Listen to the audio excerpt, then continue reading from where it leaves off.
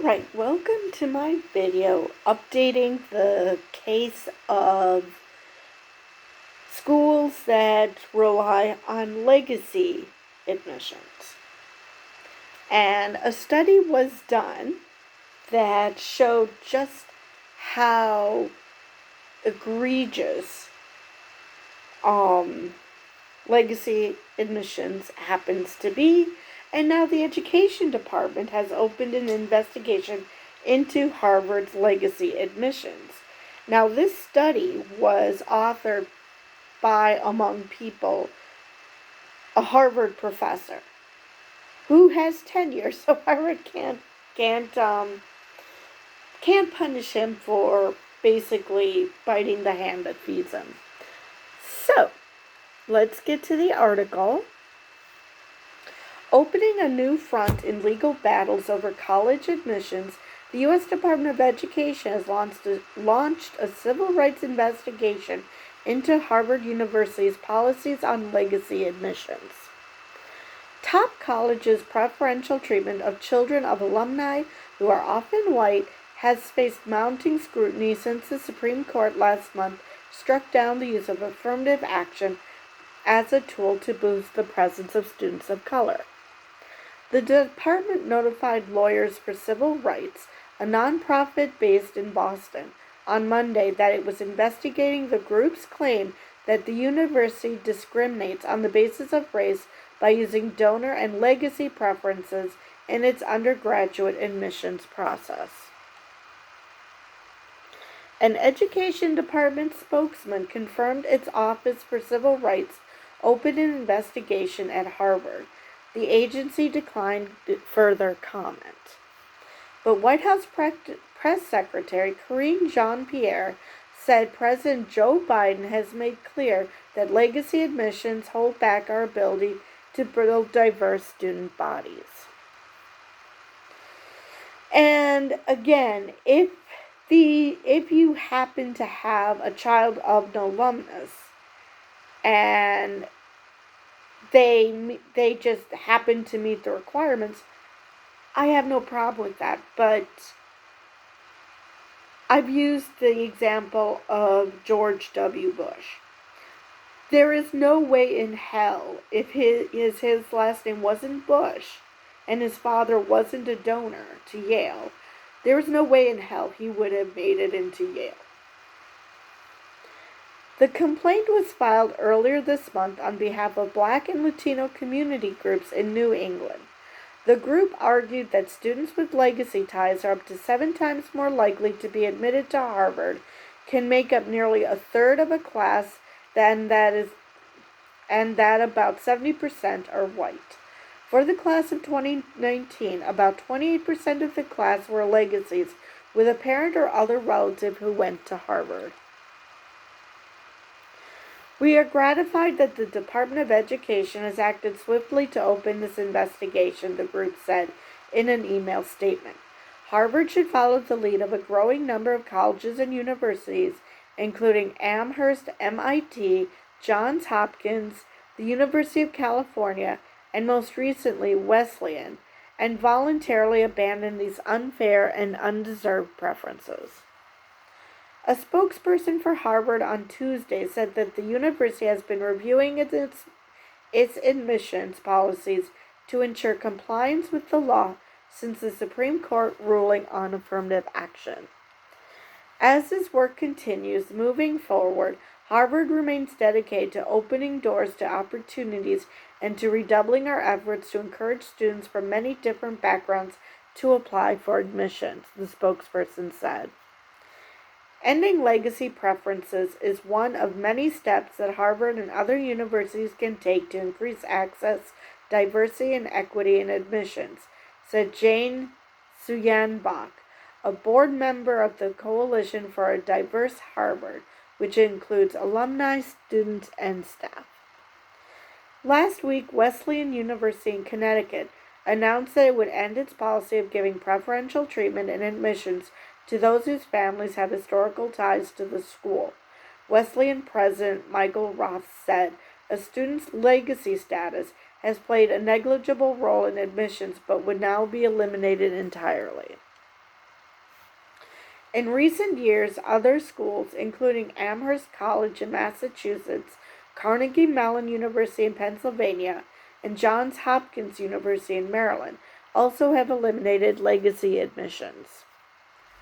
Legacy policies have been called into question after last month's Supreme Court ruling banning affirmative action and any consideration of race in college admissions. The court's conservative majority effectively overturned cases reaching back 45 years, forcing institutions of higher education to seek new ways to achieve student diversity. The NAACP president and CEO Derek Johnson said he commended the Education Department for taking steps to ensure the higher education system works for every American, not just a privileged few. Every talented and qualified student deserves an opportunity to attend the college of their choice. Affirmative action existed to support that notion. Legacy admissions exist to undermine it, he said.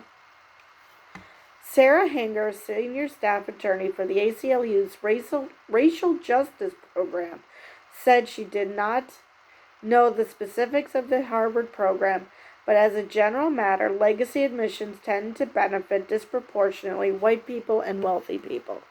Well, yeah.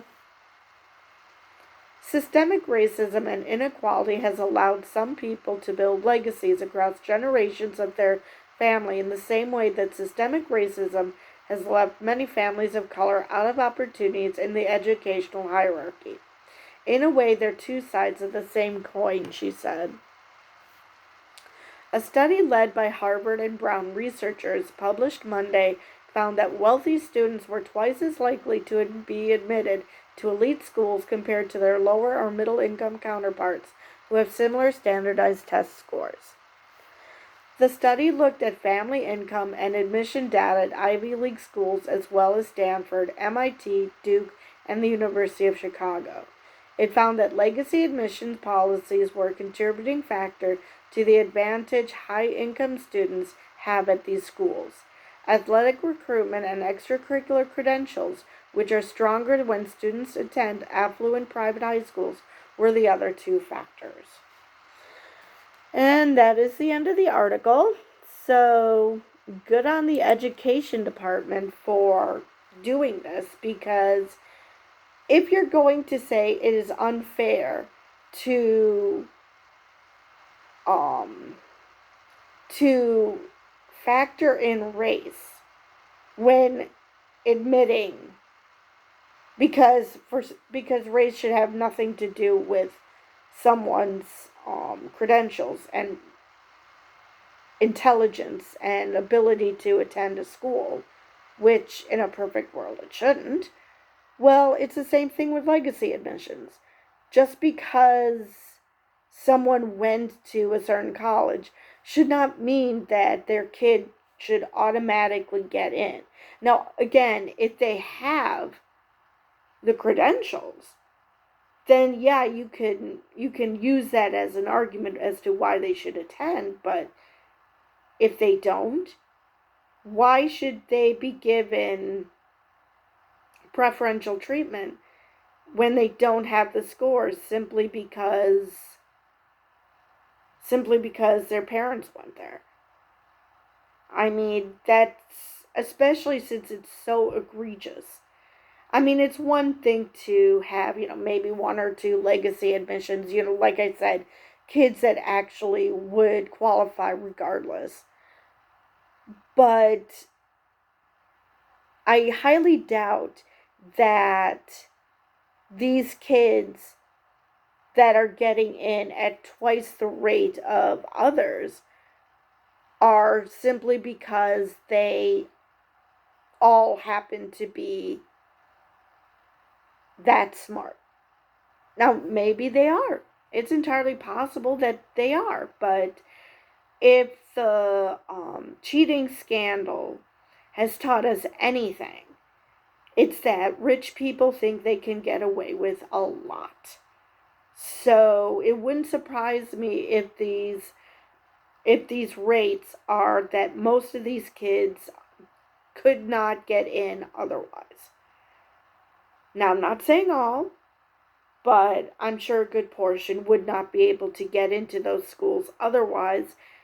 So why water things down just because your parent donates? I mean, it's great that they donate to higher education. You should do that. And especially your alma mater, but to basically say, "Well, I'm paying you, so you need to let my kid in." Isn't that bribery?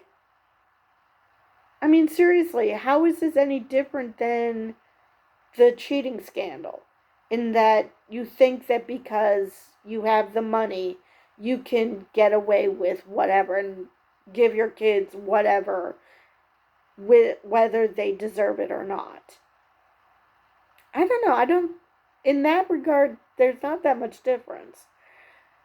The only difference is that they're not even bothering to cheat. They're just, being let in because of their parents, as opposed to at least giving the air that they actually belong there. So anyway, that is the latest on that. So I will end it there, and I will see you guys in the next video.